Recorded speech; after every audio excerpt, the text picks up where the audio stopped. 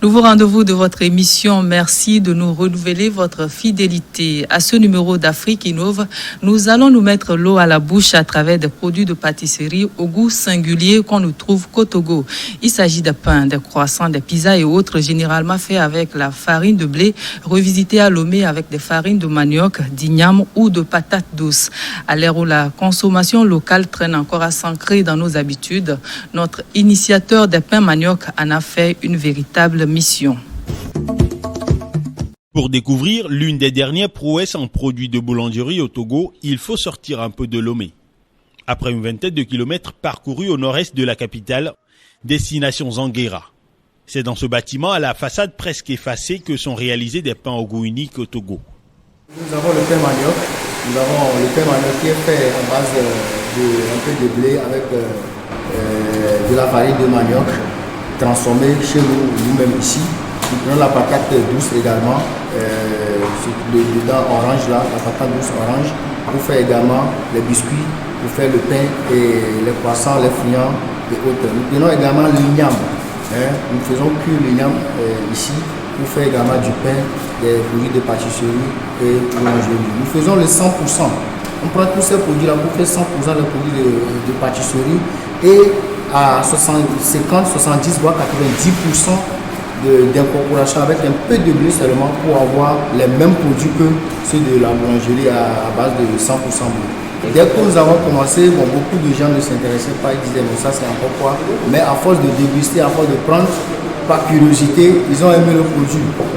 À la boulangerie Glory Bread, le goût retrouvé, 400 à 500 rondelles de pain à base de manioc et igname et d'autres produits dérivés dont des croissants ou friands sont sortis par semaine. Le projet conçu en 2013 est mis sur pied en août 2019 qui donne un nouveau souffle à l'activité principale de sa mère. Daniel se veut un leader de la transformation des produits locaux. Disons c'est l'inspiration et puis la maman qui était boulangère depuis plus de 50 ans au Togo ici, c'est d'elle j'ai appris quelques techniques de fabrication de pain traditionnels. Donc ayant pris sa retraite, nous avons pris la relève aujourd'hui et nous avons incorporé ces différents produits locaux au blé pour avoir les mêmes produits pâtissiers. Sinon c'est l'inspiration. L'entreprise montée sur fonds propres tourne en plein régime avec au moins 10 boulangers. Avec pour finalité d'offrir des produits de boulangerie naturelle sans additifs chimiques, tout en valorisant les cultures togolaises, la boulangerie Glory Bread aspire à substituer totalement la farine de blé avec celle du manioc, d'igname et de patates douces. Les produits locaux d'ici sont bien conseillés par rapport au blé. Je voudrais inviter la population à manger les produits locaux, les produits faits du terroir, les pains à base de manioc, d'igname et de patates douces et les produits pâtissiers faits à base des mêmes produits et manioc, igname et patates douces. Nos produits sont au même tarif que le 100% blé. Nos produits sont au même tarif. Normalement, ça devait coûter plus, mais comme c'est nous-mêmes qui transformons sur place les matières premières, on le vend au même produit, au même prix.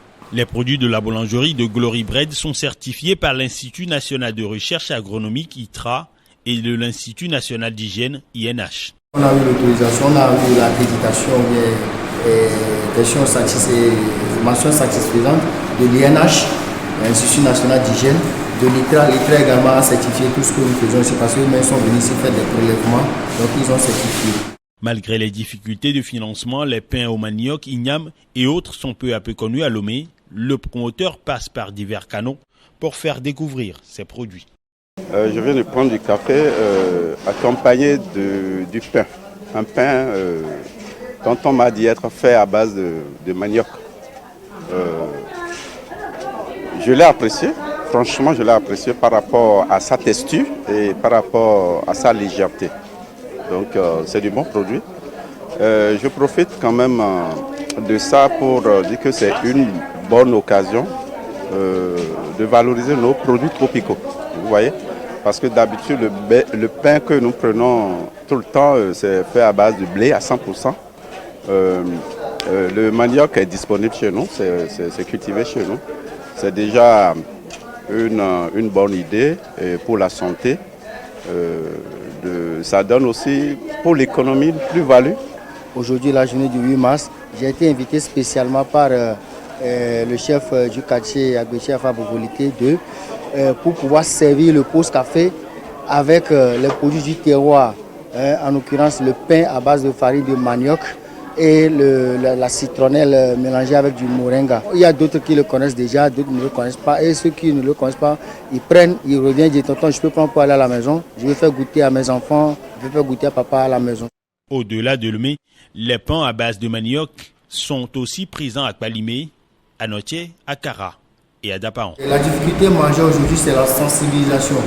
La sensibilisation a un coût, la communication ça a un coût. Comment faire connaître ce produit à tous les Togolais, pour ne pas dire à tous les Africains. Nous sommes en compagnie de M. Yao Dogbo, président directeur général de Sergi Banking Service. Il est également l'initiateur du prix du meilleur panificateur de manioc au Togo lancé en 2018. Bonjour à vous et merci d'avoir répondu à notre invitation. Bonjour Aïcha. Oui, bonjour monsieur. Alors, est-ce que vous avez déjà goûté au pain au goût de manioc de Daniel? Moi, je suis un des premiers clients de Daniel. Je reçois... on me livre à la maison pratiquement tous les week-ends. D'accord. Alors, racontez-nous, comment avez-vous découvert ces pains? Ça s'est passé comment au début? J'ai découvert le pain de Daniel sur une plateforme, un forum WhatsApp. Et j'ai été séduit immédiatement par son audace. Et j'ai voulu goûter avant d'aller plus loin. Et il m'a séduit du premier coup. Alors, après avoir goûté, est-ce qu'il y a une différence nette entre les pains au goût de manioc et ceux faits à partir de farine de blé? Différence, certes, parce que c'est quand même un mélange de blé et de un autre produit. Mm-hmm. Si on s'attarde dessus, si on veut chercher la différence, on trouvera une pointe de goût légèrement différent. Mais si on ne vous le dit pas, si on ne vous dit pas que c'est du pain mélangé, de blé mélangé avec un autre produit, vous ne sentirez rien. D'accord. Alors, selon vous, pourquoi les Africains ont du mal à privilégier les produits du terroir par rapport à ceux qui sont importés? Oh, bon. Vous savez, c'est de l'addiction. Hein. L'addiction, on a tellement mangé ce qui vient de l'extérieur que on ne sait même pas qu'on est capable de produire soi-même. C'est tout simplement ça. On mange du pain. Quand on dit pain, c'est lié au blé. C'est un produit européen qui ne se faisait pas exactement comme ça chez nous. Et on nous y a tellement habitués qu'aujourd'hui, nous dire qu'on peut faire du pain avec une partie du manioc, d'igname et de patates douces, on a du mal d'emblée. Mais supposons que un jour les Européens nous fassent embargo sur le blé. On fait quoi?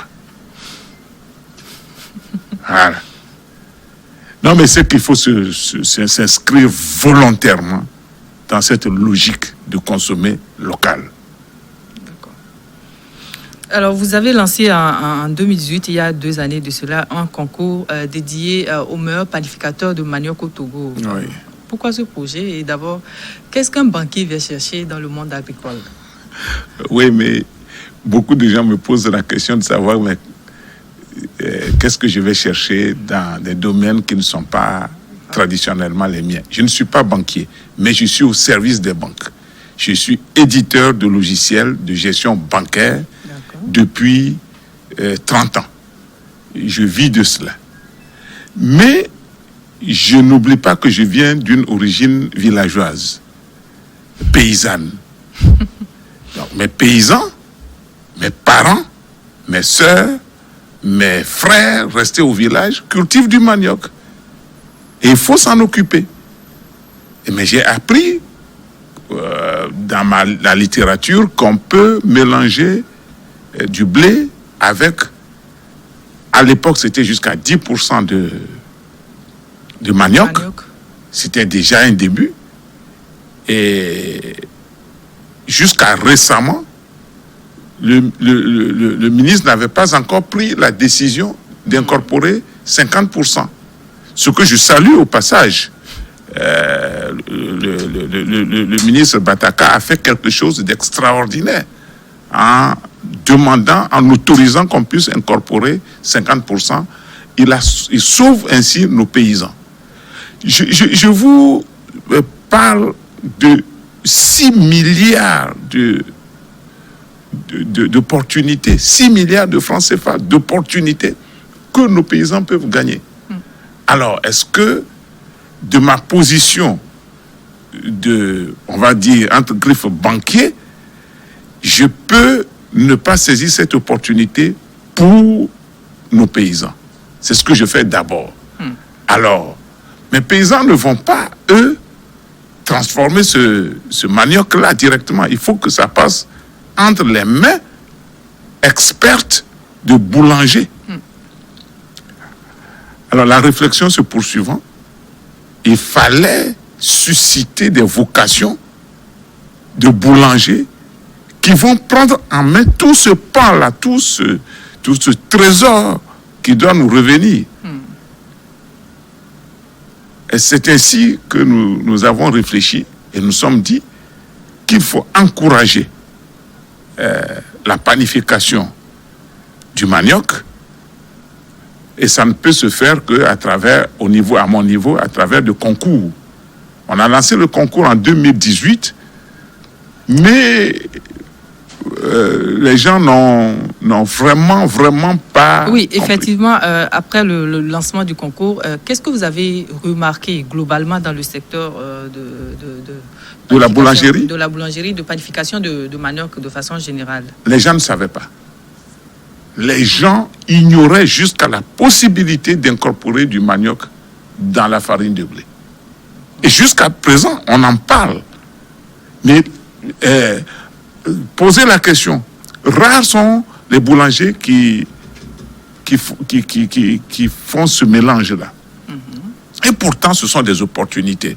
Pour eux, ça ne change rien. Comme mettre du manioc ou pas du manioc, ils font leur business et donc ils s'en foutent un peu.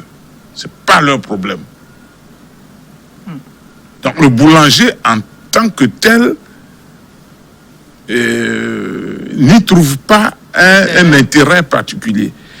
C'est plutôt au pouvoir public, comme le fait notre jeune frère Bataka, brillant ministre s'il en était besoin encore, et nationalistes qui demandent aux boulangers de le faire. Et ça, c'est au tout bénéfice de nos paysans. D'accord. Est-ce que, qu'est-ce qu'on peut dire pour encourager, ou bien l'Afrique peut véritablement arriver à la consommation de ces produits à 100% un jour? On peut espérer une telle consommation locale à 100%? On faisait quoi avant l'arrivée des Blancs? On consommait local. Et je vous dis qu'en réalité, lorsque vous prenez le riz, on n'est pas loin d'être autosuffisant en riz. Nous ne sommes pas loin. Si on met de côté le lobby des importateurs du riz, qui va pleurer qu'on ne trouve pas du riz? On va en cultiver. Le blé, nous arrivons déjà à maîtriser 50%, techniquement. Mais il faut maintenant y aller. Le monde paysan qui se citadinise de plus en plus, c'est-à-dire que tout le monde veut vivre comme on vit en ville et tout, malheureusement, mais en fait, le monde rural s'autosuffit. En manioc, en maïs, en igname déjà. Alors il faut, si vous avez vécu au village, je ne suis pas sûr que ce soit votre cas, mais moi j'ai vécu au village, le riz se mangeait généralement que les jours de fête. À l'époque. À l'époque. Tout le reste du temps, on faisait quoi? Et la plus grosse population n'est pas en ville, elle est dans les zones rurales. Donc on mange local, en réalité. Il s'agit de convaincre les citadins de manger local, tout simplement. Donc la tendance n'est pas irréversible. Donc c'est possible. Oui, totalement. Totalement. Mais moi, comment le faire pour qu'il puisse arriver? Mais c'est à travers les médias. Il faut convaincre les gens de manger local et quasiment imposer. C'est-à-dire, vous savez, il y a quelque chose d'extraordinaire qui se passe au Togo, mais que beaucoup de gens ne voient pas. Avant, c'est des riz Uncle Ben's, des riz, on dit le riz parfumé qui vient d'où? Des pays asiatiques. Tout le monde. Aujourd'hui, il y a de la production locale de riz qui monte chaque année. Moi, je recommanderais au ministre du Commerce et de l'Agriculture, ce qu'ils font déjà,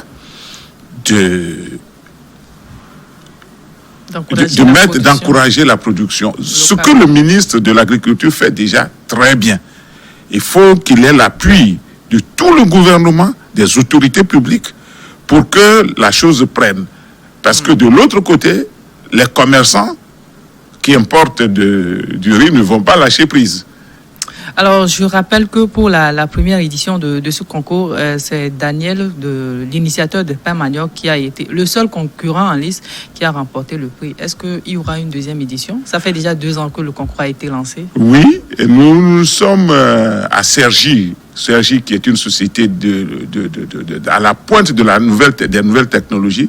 On a lancé pour le manioc. On essaiera d'aller sur ce créneau-là jusqu'à ce que le message passe.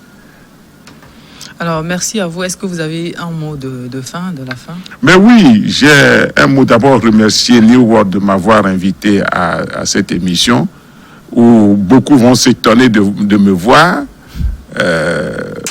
Mais je voudrais saisir l'occasion pour remercier la direction de New World et d'encourager ces émissions qui ont plutôt vocation à faire progresser les activités économiques de notre pays. C'est important.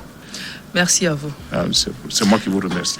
Mesdames et messieurs, c'est déjà la fin de votre émission. Merci à vous de l'avoir suivi. À très bientôt pour un nouveau numéro d'Afrique Innove.